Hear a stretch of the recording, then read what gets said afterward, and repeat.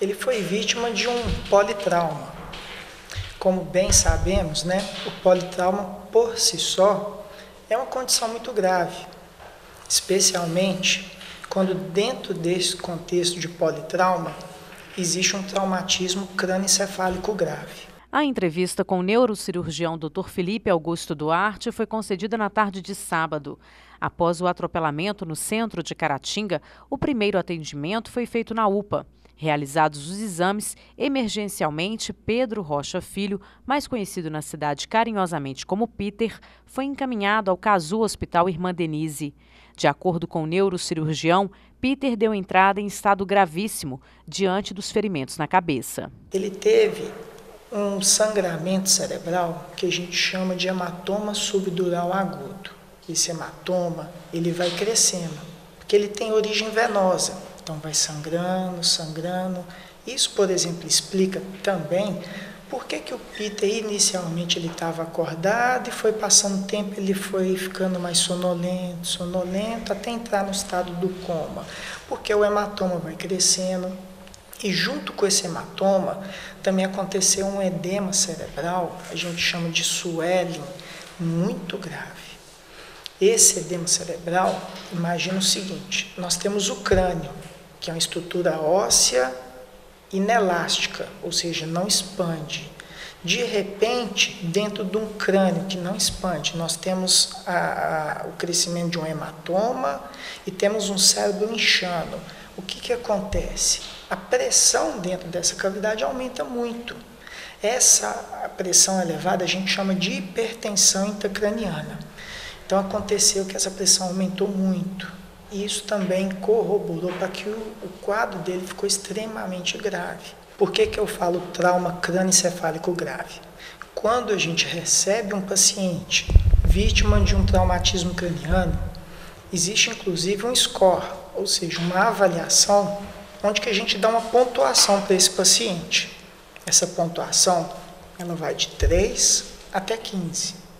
Além de poder falar da gravidade do quadro, ela também mede a consciência do paciente. Quando admitimos o Peter aqui, por que eu falava desse score? Né? Porque ele fala da gravidade. Ele já entrou na nossa instituição com a pontuação de 3. O que significa isso? 3 seria a menor pontuação, que são os casos mais graves possíveis. 15 seria a melhor pontuação. Tá eu, vocês, né? A equipe do Casu iniciou o suporte avançado à vida. Todas as medidas avançadas para suporte à vida, elas devem ser instituídas. E é de fato o que aconteceu. Quando admitimos ele na nossa instituição, foi iniciado todo aquele suporte avançado de vida. No sentido da via aérea, ele foi entubado, para que pudesse, inclusive, ter uma ventilação adequada, que não estava acontecendo. De imediato, foi feita também a manutenção da circulação dele, através de medicamentos endovenosos, através da reposição volêmica, ou seja, são vários tipos de medicamentos para poder oferecer que o paciente tenha pelo menos aquele mínimo de pressão, aquele mínimo de circulação, ideal para manter a vida naquele momento. Diante do quadro clínico, de acordo com o médico especialista, Peter precisou ser encaminhado de forma emergencial ao bloco cirúrgico. Com isso, foi necessário fazer um procedimento cirúrgico que, de certa forma, uma forma mais simples de dizer, se baseia em drenar o hematoma que estava crescendo e poder oferecer um espaço para um cérebro tão inchado não ficar ali comprimindo dentro da calota craniana, que é osso e não expande. Ou seja, ele fez também uma craniectomia descompressiva. Foi necessário um procedimento para retirada de parte do osso do crânio, né? Após a cirurgia, Peter voltou à UTI.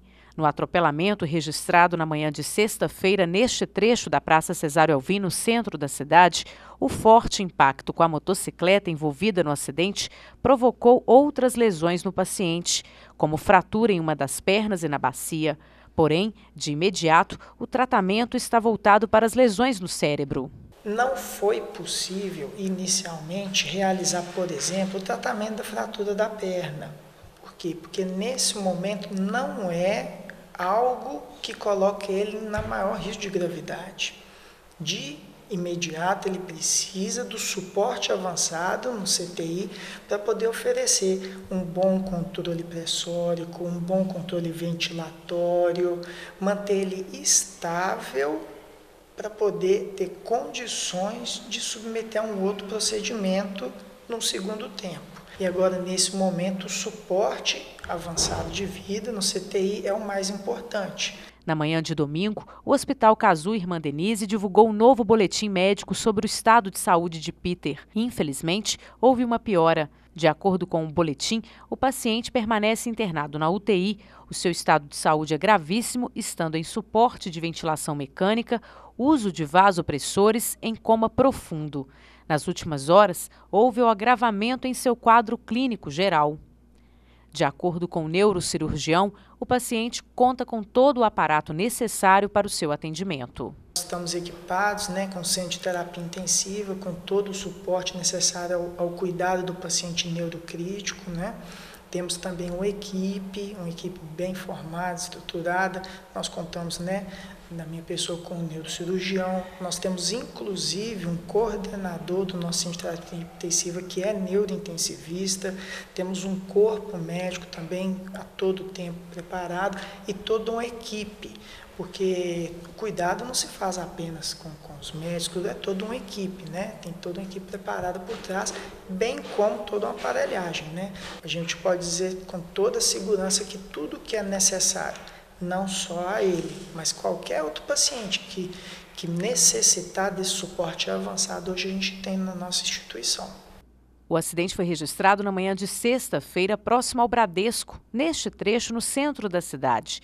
De acordo com o boletim de atendimento dos bombeiros, o motociclista Rodrigo Salvador de Oliveira relatou que pilotava uma moto Honda CG 150 Fan de cor preta, com placas de Caratinga, pela faixa da direita da via pública. Momento em que percebeu que um veículo Fiat Uno, que também trafegava na mesma via, mas à esquerda, parou.